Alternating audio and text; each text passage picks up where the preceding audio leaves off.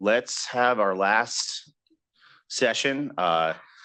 Many of you know I am the cavalry.org. Beau had started a couple of years into that, the Hackers on the Hill phenomenon, usually closely associated with the ShmooCon conference, which just had its very last instantiation this past January.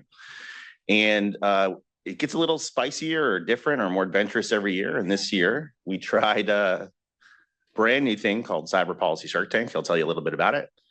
It was off the record. There were 5 sharks who were active staffers on committees of relevant jurisdiction to our causes. And there were 5 contestants. There's a ruling rubric many of you have seen at the website.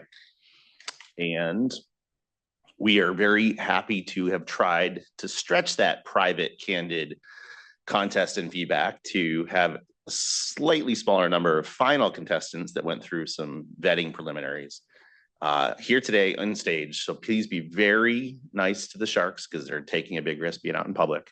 But we hope this experiment works because it was such a fantastic experience in January. I got to pitch on things like Undisruptible, and I think everybody learned from it, like how to best pitch, how to best argue, how to best answer questions. So if the wardrobe change is done, and it is, I'm gonna get out of the way. Please welcome Beau Woods. All right, thank you, Josh. Welcome to Cyber Policy Shark Tank. I have my Shark Tank top on. Oh, if you didn't like that, you are going to have a bad next hour or so. Thank you for coming. This is the final session of the day. It's going to close us down. We are really, really excited to bring on some new ideas in this critical effect theme of turning talk into action and progressing through and having some outcomes come from this. And with this session, if you've seen Shark Tank on TV or Dragon's Den in the UK, then you'll be very familiar with the format. The idea is we want to get cyber policy entrepreneurs to come up and pitch the sharks for a chance to win fabulous prizes. Some of the prizes you can see here. We also have other ones like emotional support sharks. And if anybody wants an emotional support shark, we have plenty of those for you.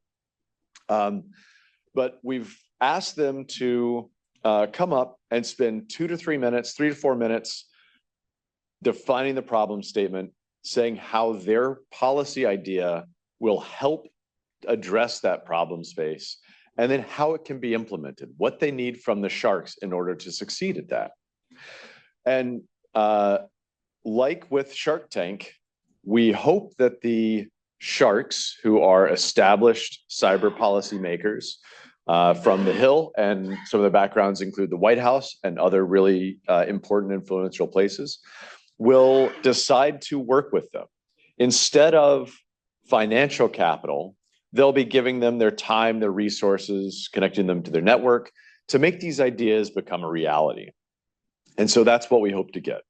But if we just open the door and said, talk about anything you want, come up here and be completely unconstrained, then we'd get ideas all over the place. So like with many regulations, the idea is not to stifle innovation, it's to channel it towards the things that we want to see. So we have a scoring rubric. The sharks will assign 4 points for whether or not it uses the correct levers of power. That is, does it talk about legislation? Does it talk about letter writing? Does it talk about holding hearings? Or does it say something that's completely outside of the realm of what the legislative branch can offer?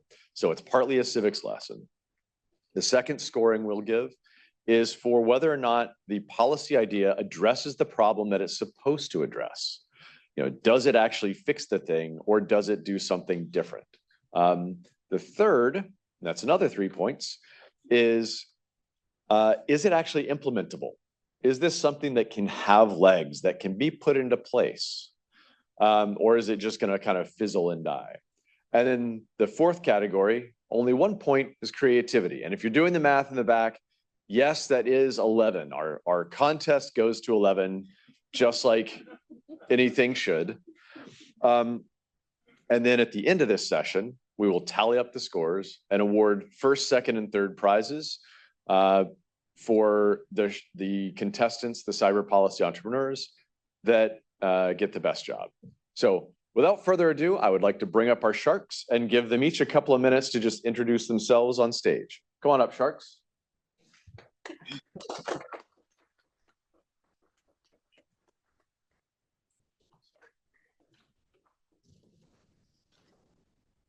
So we'll go down the row and start this maybe with Nick on the very end. Thanks, Beau. I'm Nick Leiserson, currently the Senior Vice President for Policy at the Institute for Security and Technology, but recently at the White House Office of the National Cyber Director, and prior to that, spent a dozen years on the Hill with Congressman Jim Langevin, one of the great luminaries in the cybersecurity space. Hello, I am Emily Park. I lead the cybersecurity and critical infrastructure portfolio for Ranking Member Peters on the Homeland Security and Governmental Affairs Committee for the Senate. If you're familiar with HISGAC's jurisdiction, we are primary oversight committee for DHS. That includes CISA and also the Office of the National Cyber Director. Hi, can everyone hear me? I'm Matt Yetter. I work for Senator Rounds. In that, I handle Homeland Security issues, as well as some of the national defense issues. Senator Rounds is the chair of the Senate Armed Services Subcommittee on Cybersecurity. Hey folks, I'm Alan McQuinn. I'm professional staff for the House Science Committee. I work under Ranking Member Zoe Lofgren and lead the portfolio on artificial intelligence and cybersecurity policy, as well as a lot of the critical and emerging technologies. Our committee oversees the National Science Foundation, the National Institute of Standards and Technology, and then a lot of the scientific agencies. So happy to be here. Thank you. All right, fantastic. Thank you very much. And before I forget, I'd also like to introduce Ayan Islam. Ayan is going to be helping us today. She is also a former congressional staffer and former White House staffer, way overqualified to be collecting votes and tabulating them, but that's what she's going to be doing to help us out and making sure that everything runs smoothly. All right. So is everybody ready for the Shark Tank today? Yeah, I heard a smattering of applause. That's fantastic. All right, well, today we are going to start with a virtual presentation as our first one. This is open sourcing evaluations and model cards with continuous AI reporting. And so we will get on the screen, we'll have the contestant who's pitching that. Do we have that queued up? I'm here. Can y'all hear Coming me? in progress. All right, well, let me ask a question. Who here needs an emotional support shark but does not yet have one? All right, here we go. I'll do my best not to throw them directly at you, but underhand lob them. I think that will be more comfortable. Do not increase liability. Do not increase liability. Ayan has some more in that bag there, so who needs one?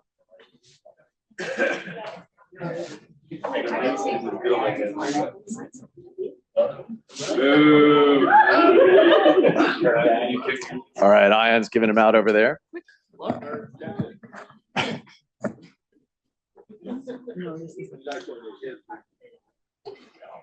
She's here.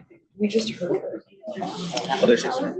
Awesome. Okay, fantastic. We now have our first contestant up on the board. Looming like Oz the Great and Powerful above our sharks. I am sure that that is not intimidating at all for them, and that it will not at all influence the score that they give her to make sure that she's rated very highly, lest she eat them. Okay, without further ado, oh, there we go. She's already in practice being Jaws. Aditi, take it away. Can you guys mute from your end? Just so it doesn't. Can you hear me? We can try to mute. Okay. Actually, I think it's fine. I think it's fine. I can't hear an echo or anything. All right, go ahead. Okay. My name is Aditi, and I'm from the AI Village. We believe that to create better AI models, we must be able to effectively evaluate them. To do this, we're advocating for a process called CARE, a system that uses standardized public model cards and crowdsourced evaluations to make AI flaw disclosure scalable and transparent. The AI Village was the first ever group to do public red teaming of AI models through our generative red teaming challenges at DEF CON. We found that red teaming and bug bounty programs, which are the two dominant methods of AI flaw disclosure, just aren't good enough. Red teaming models before release has been required by such legislation as the EU AI Act, and it's often done privately by AI companies. We tried this at our first challenge, but found that the results weren't actionable for model vendors, and the outcomes of private red teaming are often opaque and difficult to publicly verify. Bug bounties are encouraged by legislation like the 2023 AI Bug Bounty Act, so we tried it at our challenge last year. We found them to be resource intensive and hard to scale. To solve this and to improve AI flaw disclosure, we propose a two-part approach. First, we should crowdsource AI evaluations to expose flaws and to build towards a transparent and complete evaluation suite. Second, we should require AI model vendors to publish standardized public model cards that specify which flaws their models are designed to resist. But first, what is an AI evaluation? It's a function that exposes a specific flaw in an AI model, such as copyright infringement. Some frameworks for AI evaluations already exist, but they're often incomplete and miss key flaw categories. We want to crowdsource evaluations from the public to fill in those gaps. The other part of our proposal involves model cards. A model card is a document that accompanies an AI model. It should detail both the intent and scope of the model. While some AI companies already publish their own model cards, we call for their standardization. More specifically, we call for a standard of model cards as a list of flaws. They'll still include intent and scope, but model vendors should also explicitly list the specific types of flaws their model is designed to resist. This creates a clear and testable contract between model claims and public evaluations. Standardized model cards and crowdsourced evaluations are the foundation of a process called continuous AI reporting, or as we call it, CARE. The CARE process works as follows. First, we build a baseline suite of AI evaluations using existing frameworks. Then, to make the suite more complete, we crowdsource and categorize evaluations, similar to the long-standing CVE program. Finally, we automatically update our evaluation suite with the accepted evaluations. The open source tech stack necessary for CARE is currently being developed by our partners. So now, evaluating a model is as simple as running the crowdsourced evaluations that correspond to the flaws in its model card. AI companies are incentivized to adopt CARE because trusted evaluations, in turn, gain user trust. Thus, CARE is able to solve the scalability, impracticality, completeness, and transparency problems by automating and open sourcing flaw disclosure. We are asking for congressional endorsement of standardized public model cards and the CARE process. We also encourage the adoption of these standards in federal AI procurement, including requiring standardized model cards and CARE evaluations in these government contracts. We hope to see the establishment of an FFRDC within the next 5 years to manage AI flaw categories, similar to how MITRE oversees the CVE program. The Center for AI Standards and Innovation might be a good place to start with this. CARE and standardized model cards will lead to better AI models, which benefits model users, developers, and vendors. It'll also enable the federal government to confidently procure AI at scale. To better evaluate AI, we need to care. Thank you. All right. Thank you very much, Aditi. Let's give her a hand.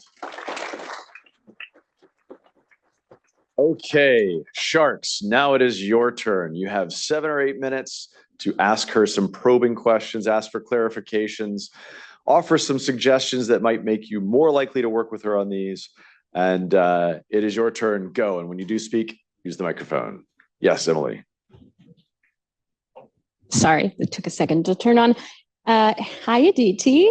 Thank you so much for your presentation. And my first initial question is, why do we need a new FFRDC when we already have some working tech and cyber issues?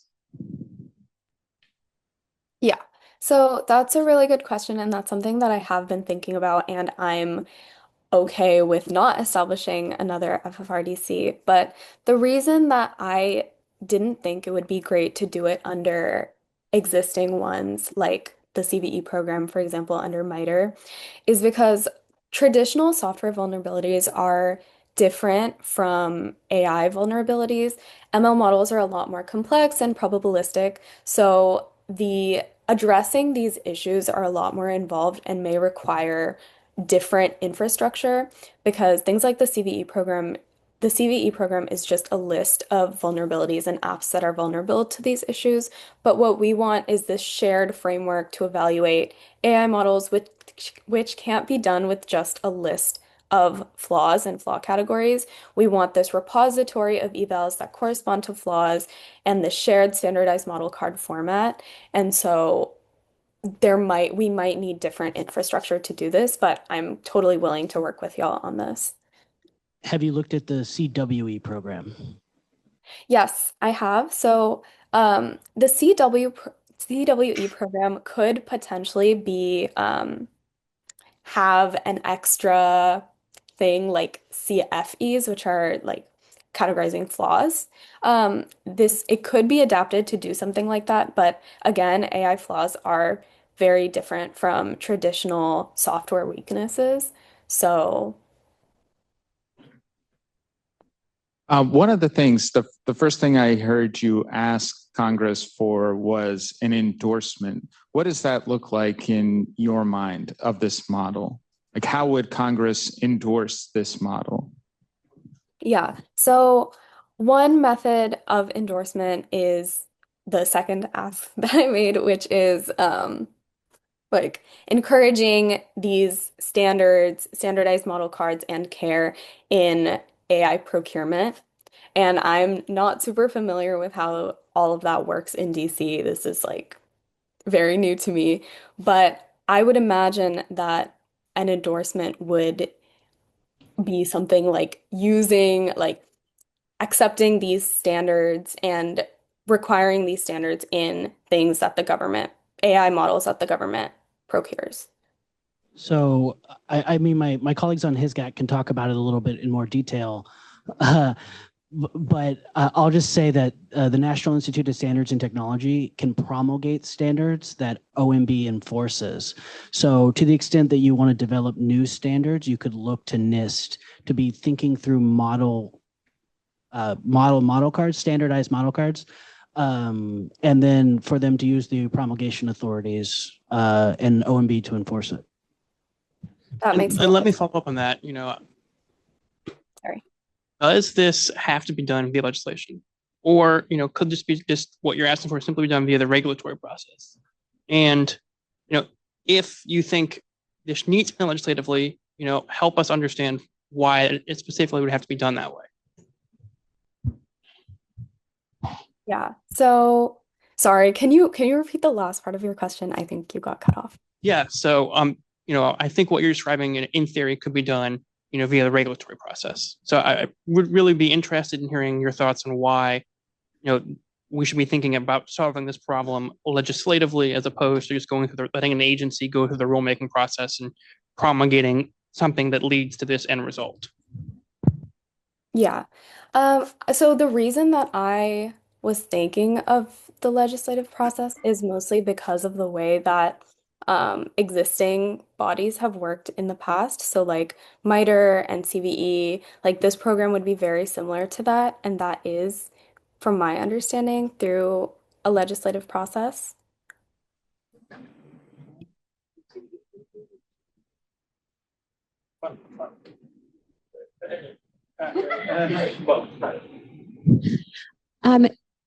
If you were to ask Congress to specifically pass this into legislation, do you feel like it would be important to wrap this up into a larger AI effort? Or is this something you feel like can be done short and sweet just by itself? I think that the larger effort would be something related to we need good evaluations, and I think this encapsulates that perfectly. So I think short and sweet is fine. Can you talk a little bit about the timeline? So if we wanted to implement this in procurement regs, could we do that tomorrow? We need a ramp up of a year, 3 years. Like, how long till we get to your desired end state? Yeah. So right now, I mentioned that there is a company working on creating the open source tech stack necessary for CARE. Those tools will likely not be available for another 6 months minimum. And then after that point, we are doing extensive testing at DEF CON because we're actually implementing this process, and it'll probably take another year after that to refine. So the ramp up would probably be like a year and a half, 2 years. And then I had asked for the FFRDC within 5 years to manage flaw categories. I want to ask a question about going back to the CVE parallel. So what you've proposed, and please correct me if I misunderstand, but it's having the broader community participate as like CNA style putting of these flaws into the database or the set. How do you guarantee that the data entry is unique, is they're following the right patterns? How do you ensure governance of this framework? One of the problems with CVE is that a lot of the CNAs don't necessarily have the same data quality when they put it into the database, which requires NIST, at least in NIST's view, to go back and redo some of the information. And how do you solve that problem? Yeah, so that's a really big part of the process. So we're actually not asking them to input flaws and flaw reports specifically. We're asking them to input these evaluation frameworks. So people, hackers, whoever, will submit to us this AI evaluation function, and they will correlate it to an existing flaw based on our list of flaw categories, or a committee will have to do that for them. And the way to check if an evaluation works is just by running it. It's pretty simple. So people will give us an evaluation, we run it, we check if it actually exposes the flaw it's trying to expose. If it does, we add that evaluation function into our evaluation suite to be run. So it's not as necessary for oversight because all that needs to be done is to run the function that they will already provide us. All right. Thank you very much, Aditi. Everybody give it up for Aditi again, being very brave to go first. Now, for the Sharks, it is your turn, your time to begin scoring that. And again, 4 points maximum for is it using the right levers of power? 3 points for does it solve the problem it purports to? 3 points again for whether or not it's implementable, and then 1 point for creativity. And after you get done doing those scores, Ion will come up and collect them and start tabulating so that we can get you your answers quickly for who is first, second, and third. While they are doing that, let me show off some of the fabulous prizes that can be won for the people in the room who are curious to know what you might be able to pick up at the next Cyber Policy Shark Tank, because this is not a one and done. Who here needs art on their walls? Everybody. Who needs cat shark art? Well, I think everybody needs that too. We have here a lovely, not at all tacky, 3 foot by 2 foot poster that you can frame and hang on your wall. It is going to be gorgeous, and it is going to be given away to the winner of the overall Cyber Policy Shark Tank contest. So if you do happen to win, you can look forward to putting something on the plane in the overhead bin. It will not annoy any of the passengers around you, I promise. And you can take that home with you. All right. So are we done scoring over here, Sharks? Fantastic.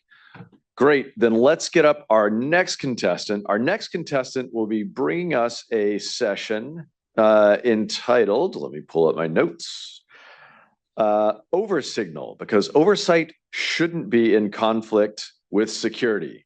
All right, Jake, the show is yours. Come on and down. Thank you, sir.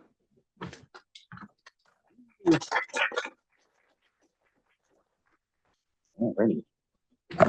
Test. I'll just lean in here a little bit. Okay. Oh, lost my timer here. Go. All right. Sharks, have you ever been inadvertently added by a journalist or added a journalist to a signal group sharing classified war plans, only to discover that you weren't following federally mandated records retention requirements? Have you ever paid for a tool to archive your signal chats so you can comply with records retention requirements, only to find out the archiving server is trivially compromised? Allowing all foreign threat actors to read your sensitive information. Are your employees using SMS to ensure compliance with records retention, only to find out that their sensitive discussions are being read by Salt Typhoon? If so, Oversignal could be for you. Sharks, I'm here today asking for funding to build Oversignal, a proposed signal application clone for iOS and Android, along with, very critically, a security hardened Linux server image that when used together ensures secure archiving of signal messages. Agencies could run their own hardened Linux archive servers, either in their data centers, on-premise, or in the cloud.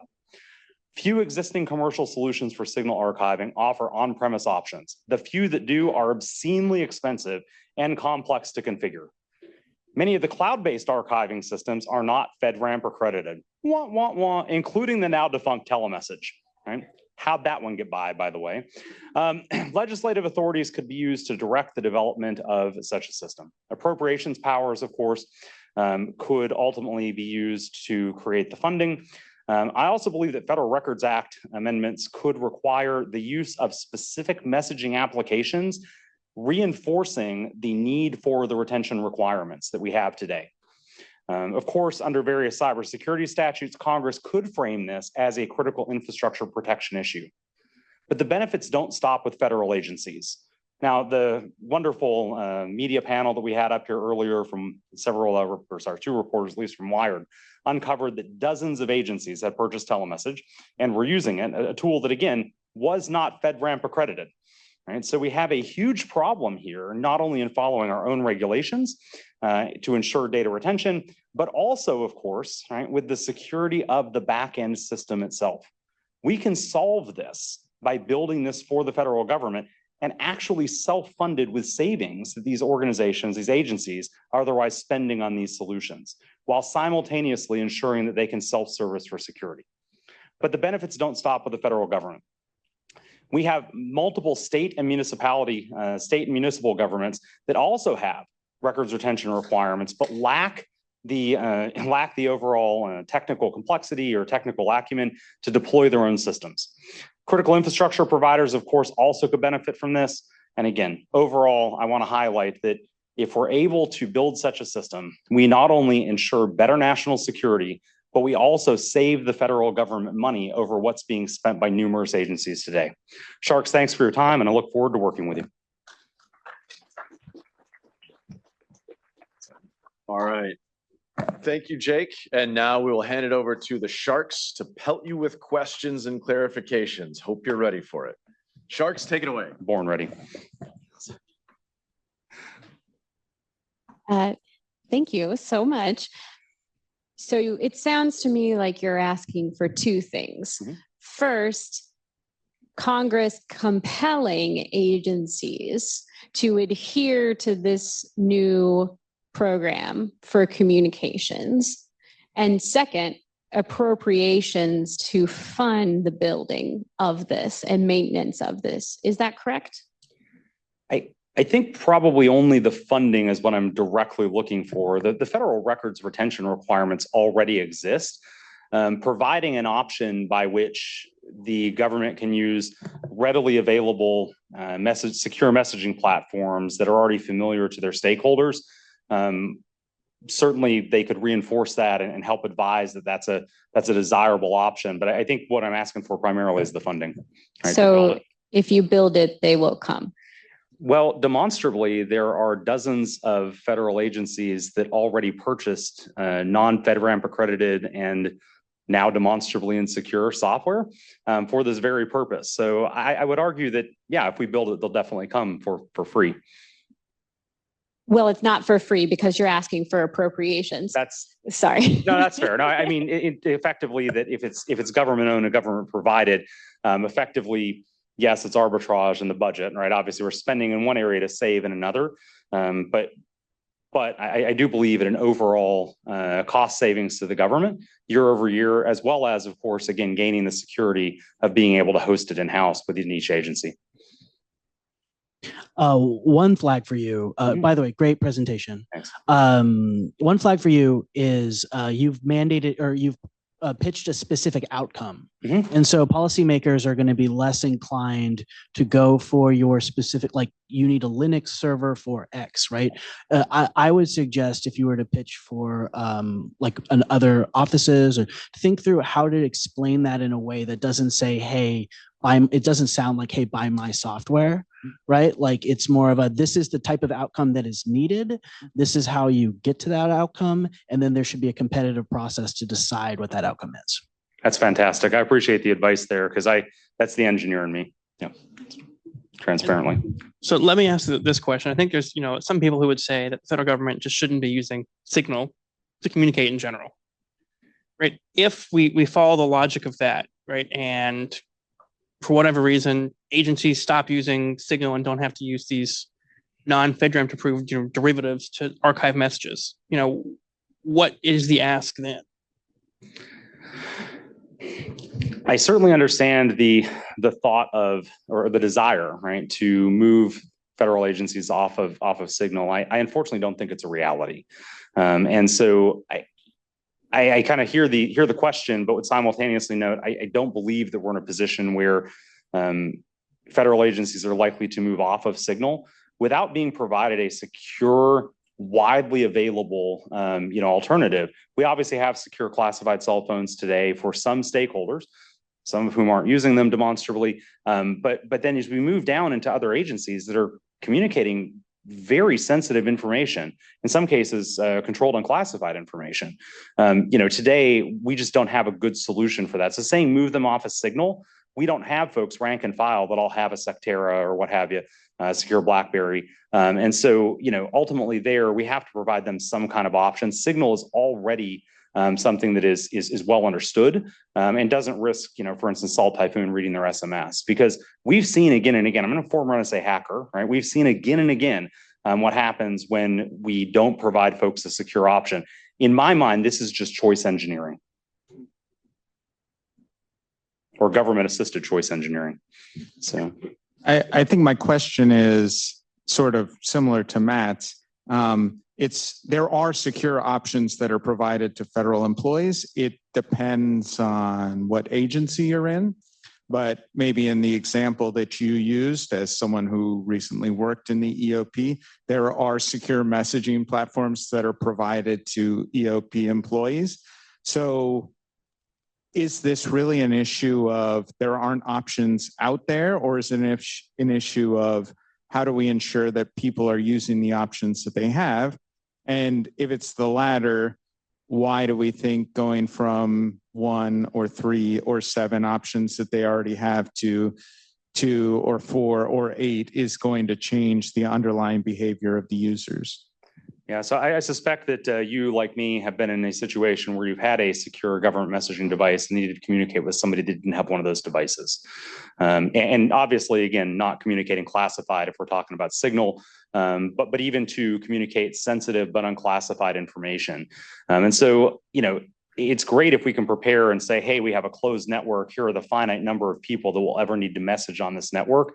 One of the benefits of Signal, and one of the reasons that we're seeing it used prolifically through the federal government, even when these options are available, is that, again, anybody, right, can install Signal on their phone. And by the way, not everybody would need to have the Signal archiving clone, right? If I message somebody out of my normal network, any messages I send obviously are being archived. Any responses they send are also being archived. And so this, really, addresses the contingency need that comes up again and again and again in real life operations, which I'm certain you've experienced. I certainly have. So. I just want to bring it back to that idea of oversight here, because I don't know. I mean, for a lot of people using unsecure, although encrypted apps is a feature, not a bug, to have your conversations not recorded, right? So how how are you thinking about, like, the Pied Piper approach might work for some folks, but like, how are you thinking about actually incentivizing the use of a centralized service or multiple services? Like, what should Congress do in this space to make sure that we don't have people using their personal phones and Signal? That's a fantastic question. Again, as I said before, I don't think we're going to get away from personal phones and Signal unless the government is issuing every federal employee a secure messaging device. I think the need's always going to be there or contingency needs are always going to be there. And so when those happen, I prefer for those to be secure. To your point, I do understand the archiving / disappearing messages problem. Congress certainly can create penalties, if you will, or some type of admonition for agencies that are, seen not storing or not recording or retaining messages. Honestly, that's a fantastic question that I haven't thought well through.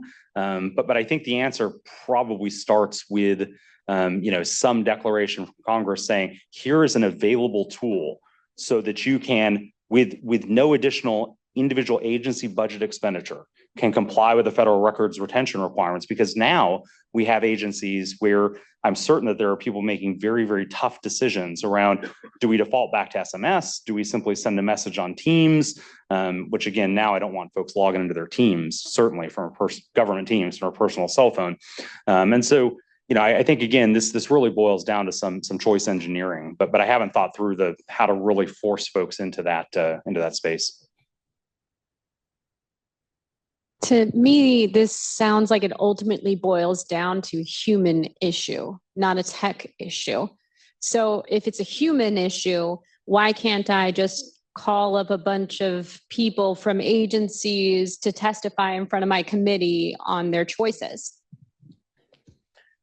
That's a fantastic question. I think the answer to that for me probably lies somewhere with while I can call people forward to testify, I think one of the common themes that we're going to hear in the testimony is we are having trouble finding commercially available and secure, right, and price affordable or budget affordable options.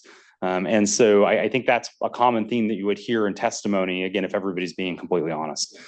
So I think by making that available, I think we remove that objection. Okay, thank you very much. Yes, sir. Appreciate it, boss.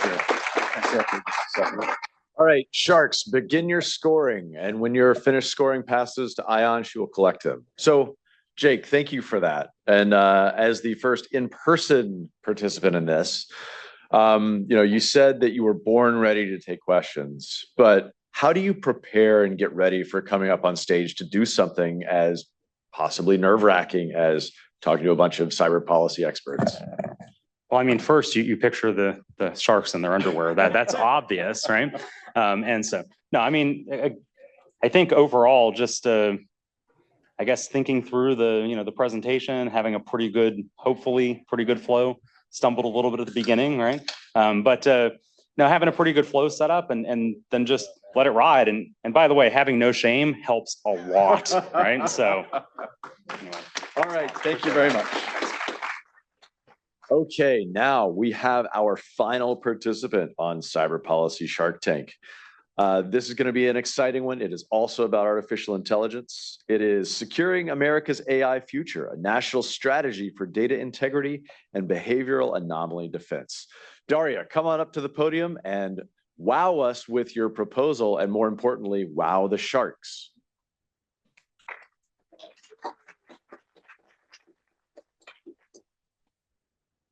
I have my emotional support shark with me as well, so I don't know if he can stand on his own. That's okay. Me neither. All right. You make sure I do this. My voice does not project very well. Good afternoon. My name is Daria Bahrami, and I am the head of policy at Dreadnought, an offensive AI security startup. Throughout my career, I've had the immense privilege of working alongside brilliant security researchers and engineers, and I've made it my mission to advocate for this community. I'm here today because I'm concerned about our security posture, and I need your help. AI is transforming the cyber threat landscape, but we continue to use manual security processes to fight automated attacks. That's like bringing a knife to a gunfight and expecting to win. If we're serious about leading the global race for AI domination, we have to invest in our security practitioners, and that includes giving them tools that work. As it so happens, the policy solutions I'm about to propose line up very nicely with the Test AI Act, currently moving through the Senate. The Test AI Act charges NIST with creating a pilot program that will use software test beds at the national labs to create AI evaluation standards. To be very clear, I support this bill's passage and its funding. But as it currently stands, the proposed framework doesn't adequately account for the complex ecosystem required to effectively develop AI benchmarks in adversarial environments across different models and architectures. So that's why I'm proposing a proven 3-agency coordination model. CDAO and NIST should collaborate on establishing AI evaluation standards through 2 complementary working groups, which will inform OMB enforced AI procurement requirements for federal agencies and critical infrastructure. This enforcement mechanism through OMB creates powerful market incentives for secure by design technology, which has already been socialized across the federal government and been proven successful with various cybersecurity frameworks today. So why these 2 groups?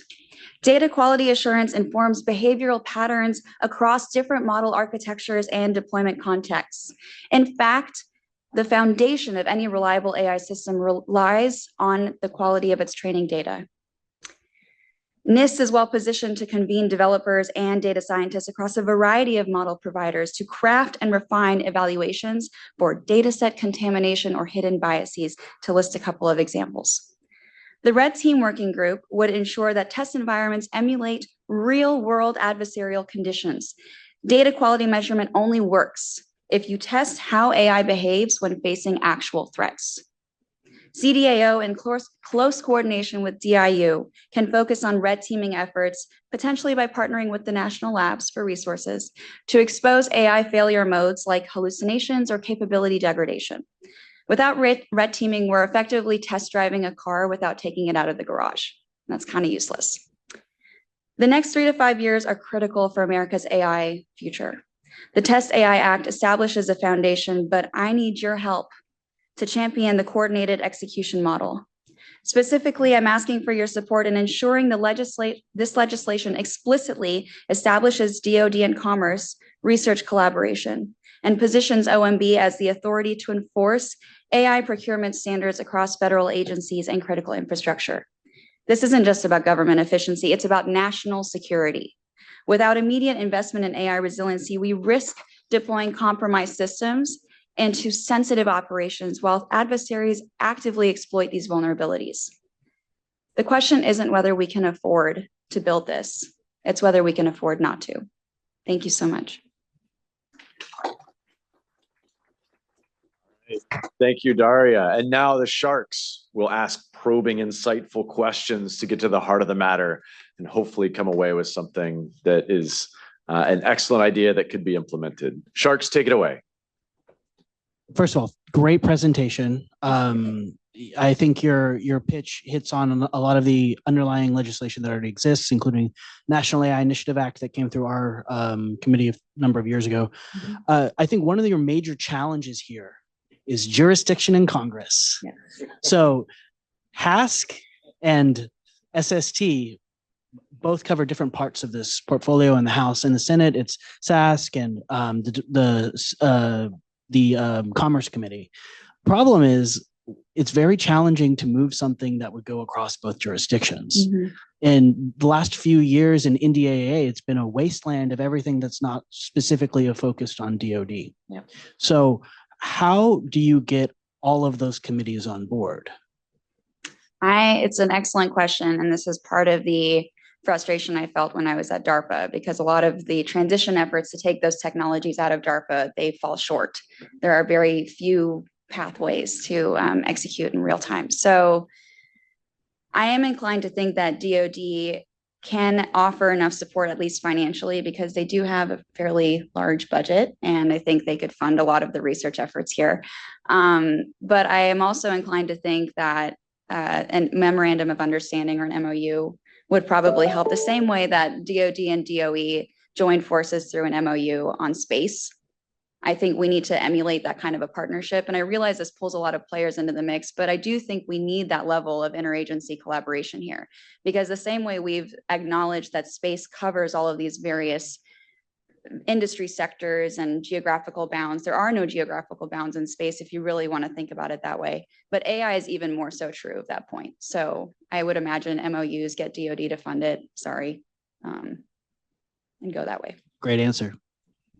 And following up on that, you mentioned funding. What kind of, dollar figures are you thinking? Yeah, I'm so happy you asked. I would anticipate $100 million total for this effort. I know that sounds like a lot, but I've seen similar efforts absorb even more money and come out with a lot less. And what I would offer as well is that we are losing millions of dollars very frequently on data breaches.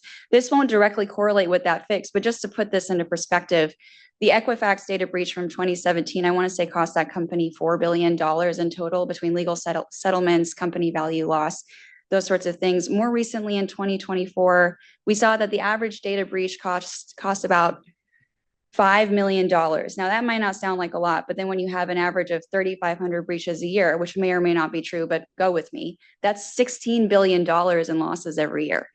We can afford to spend $100 million to proactively think about these threats. So can you just help me understand fundamentally, is this a research problem from your framework standpoint, or is there something else at play? This is a research problem, but it's also a coordination problem. And I might even offer, which sounds fluffy, but it's a storytelling problem. We aren't posturing correctly in AI. We have an opportunity to take control of the narrative in cyber. And when I look at AI models, they span different providers, open source, open weight, frontier, you name it, and everyone has a different incentive to be in this game. But we need to bring more convening powers so that all these independent research efforts to make the best model possible can align on some agreed frameworks that engineers are already talking about in separate venues. So I think the research is critical to convene all of these parallel efforts. The coordination can come from Congress and from all of these different agencies, which is where we stop doing so much redundant work and we make it work for the national good. And then the storytelling comes from, okay, we're making really excellent AI and here's how. So where's OSTP in this then? I mean, if this is a research problem, because the first thing I hear is, why is this NIST?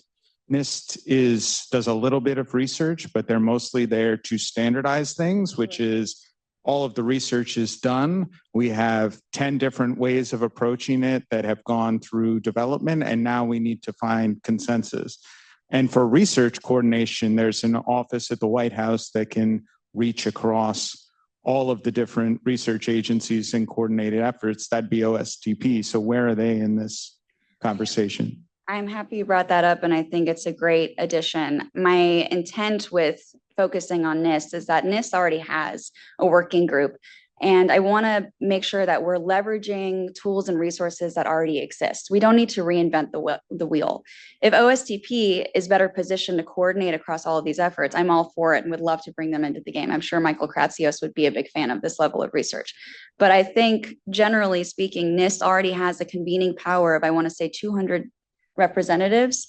And I don't know where that's landed. I don't know what their goalposts are. So I would like to offer something that sets some tangible goals with real world use cases so we can translate these into application a lot sooner. I would disagree with the assessment that NIST doesn't do basic research.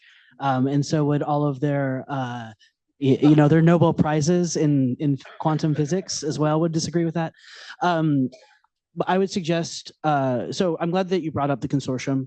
The consortium for AI safety at NIST has done nothing, right? Yeah. Like they have been, it has been a lot of interest and a lot of enthusiasm that has gone down the drain. In quantum, they've had a very effective consortium called the QEDC.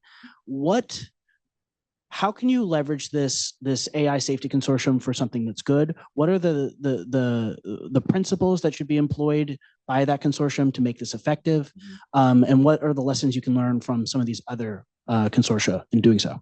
That's a fantastic question. And I think we can always learn from different iterations of these working groups. And people are mostly tired of working groups, so I'm sorry to propose more. But I think that generally the working group doesn't have a goalpost to work towards. So this is a problem. And when you have too many cooks in the kitchen, they're all working in different directions with different priorities. You don't have an enforcement mechanism like the federal procurement or AI procurement requirement.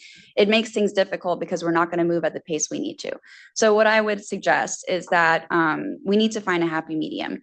Take the 200 members, have them gather again and consider, where are your data scientists? Where are your representatives who can actually look at data quality from an intellectual academic perspective? We don't need C-suite level representation in these groups. We need the engineers in the room. We need to get rid of all the people in the middle who keep filtering out this language. And beyond that, the current Test AI Act suggests having a working group, but it caps the seat limit at 10 people. And almost half of those seats are government representatives. What are they going to do about data quality? That's not their job. So I think we need to find some sort of middle ground where you have enough representatives across data science, but you're not capping it with a friends and family discount. And then you build some goalposts and a phased approach, and then see what standards we can come up with across different generations of models, not people, but people too. So yes, interagency working groups are very difficult. And jurisdictional challenges in Congress are a lot of the battles behind the scenes, and why sometimes bills end up where they end up. Can you walk me through why you're ultimately doing this working group and not a strategy and implementation plan? Yeah. I think the working group can help inform better ideas than a strategy plan. I'm happy to be proven wrong on this point, but I have seen engineers across different industries convene for less because they're just curious. They're just intellectually curious about seeing what makes a model work, what makes it resilient against adversarial attacks. What does it even look like? This is an interesting thought experiment for AI engineers. They don't need much to come into a room, at least the ones I've worked with. They're super passionate about building tools that work for security practitioners. I think convening that brain power would be magic. And if you get them in a state where you're free to poke at each other's products, it's a safe space, but just let me know what works and why. Every company there that's represented as a result would have more of an incentive to make their product better, to make their model more resistant to their attacks. No one wants a model to deviate from its intended purpose. It's not why we build them. Okay, thank you very much, Daria, for your contribution. So, Sharks, it is now your turn to decide. Put down the scores in the voting categories. And once you're finished with that, Ion will collect them, they will tabulate them, and then we'll have the winner announcement. So, Daria, thank you for coming up here and doing this. I asked Jake a similar question, but how do you get pumped up? How do you get ready to come and do something as intensive as this? I mentioned this yesterday. I'll just say it again. I listen to Lady Gaga. So that's helped a lot. I won't mention which songs. I feel like that's a little too revealing, but highly recommend any version of music for that. All right. Yeah. Thank you very much. Thanks. All right. So we will have the scores tabulated. Ion will take care of that when she is finished. I will have them and I will be able to reveal the winners. While she's doing that, Sharks, how has this experience been? What have you learned? What have you taken away? What are some of the things that might spur you to go back to your job later this afternoon or over the weekend? Because I know sometimes you work a lot next week, and think about these types of things. Well, I was lucky enough to be a participant shark in the pilot program earlier this year. So this has been an incredible opportunity to hear from members of the community about realistically what are the problems that y'all are seeing? Because from the Hill, we have a very different point of view oftentimes, and we might not be seeing the same problems that y'all are seeing. So it's always very helpful to have members of the cybersecurity community, AI community, larger community come and tell us, hey, no, you're missing something. We need to fix this. Or you really need to be thinking about this in a different way, because the current strategies or legislation or oversight mechanisms, they're not working. They're not going to address the problem in implementation. So it's been fun, and I definitely appreciate all the brave, do we call them minnows? The briefers? The fish? I thought about chums, but that has a different connotation to it. The presenters, the folks who are presenting, definitely appreciate it. And it takes a lot of guts to get up here and appreciate it. Yeah, thank you. Any other thoughts? I've heard a lot of these concerns before, specifically on a lot of the AI evaluation pieces from the first and the third pitch. And it's really interesting to see how people put the problem together in a different way and attack it with a different solution. And it provided a lot of food for thought for a lot of, while we're not considering Mr. Schatz's piece of legislation in the House, there are a lot of other bills that we're currently considering that have a lot of relevance for both of those pitches. And so it gave me a lot to think about. Thank you. I'm very impressed with our chums' ability to understand congressional motivation and sort of a lot of the what's Congress's role. I have seen a lot of things that have been pitched to me in Congress over the years, and most of them end up being things that Congress can't do or wouldn't do. So that's really helpful. I would say, what I didn't hear a lot of is the politics, and members of Congress are elected officials, and that's an important part of what they're considering. So, worthwhile when you're thinking of Congress to remember that it's a political branch. And even if you're saying this is a very bipartisan thing and everyone's going to get behind it because it's motherhood apple pie, that's still an important consideration. Yeah, where's the money coming from in this environment? It's very challenging to fund anything. And so where's the money coming from is probably the first question you need to answer.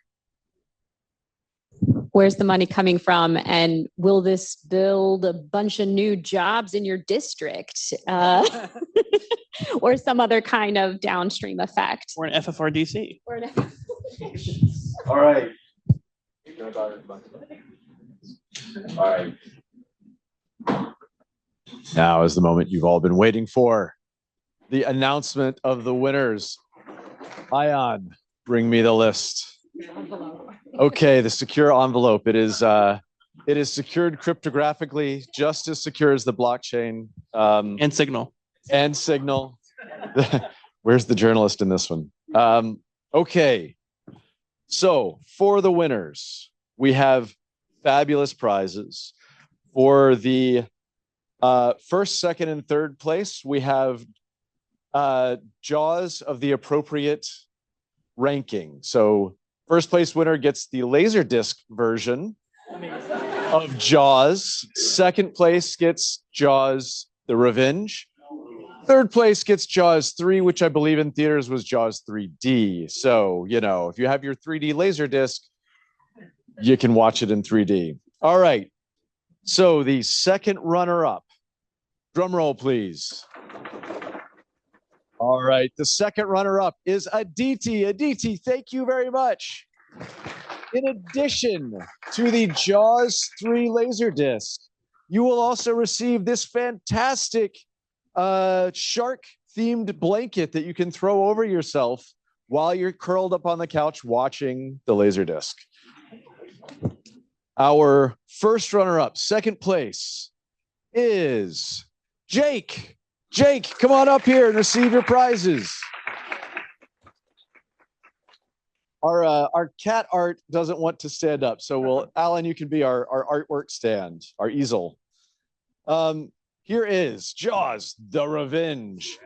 And this fantastic neon shark to go on your wall behind your desk, so that on all your podcasts, on all your webinars that you ever do, you'll be able to show off your shark. Oh, that's upside down. Hopefully you'll put it right side up. And it's USB powered. And it's USB powered. So plug it into your computer. Click all of the things that pop up asking if you want to install the software. All right. Thank you very much, Jake. Yes. And now, for the winner of the Cyber Policy Shark Tank at Critical Effect 2025, we have Daria. Come on up, Daria. Daria, you have won Jaws, the original Laserdisc.